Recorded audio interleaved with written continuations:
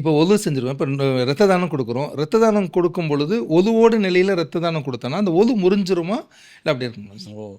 அதாவது முன்னால வந்து ஒரு நோன்பு முடியுமான்னு கேட்டீங்க. ஆமா. ஃபர்ஸ்ட் நோம்பு. இப்போ வந்து ஒது முறியுமா? ஒழு முறியுமான்னு கேட்குறீங்க.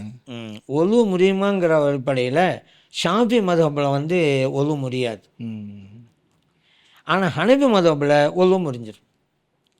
ஏன் அப்படின்னு கேட்டா, அந்த இயற்கை துவாரங்கள் வழியாக, அதாவது முன்பின் துவாரங்கள் வழியாக ஏதாவது வெளியேறினா தான் நோன்பு முறியும். நோன்பு அல்ல, ஒது ஒழு முறியும். ம். எது? ஷாஃபி மதஹப்ல. அதே போல தான் ஹனஃபி மதஹப்லயும். ம். இந்த இயற்கை முன்பின் துவாரங்கள் வழியாக அல்லாமல் வேறு வகையில் அசுத்தம் ஏதாவது வெளிப்பட்டா ஒழு முறியுமா அப்படின்னு கேள்வி வரும் பொழுது ஷாஃபி இமாம் சொல்கிறாங்க முடியாது அப்படிங்கிறாங்க. ஹனஃபி இமாம் சொல்கிறாங்க முறியுங்கிறாங்க. ஏன் இப்படி ஒரு கருத்து வேறுபாடு? நம்ம ஏற்கனவே சொன்னது தான்.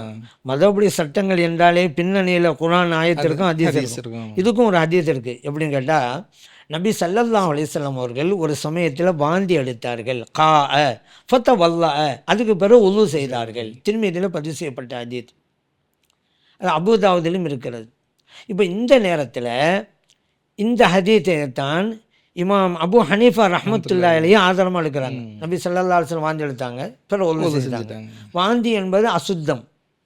அசுத்தம் வெளியேறியதால் உது முறிந்து விட்டது. ஆகவே தான் உது செஞ்சாங்க. ரத்தமும் அசுத்தம் தானே.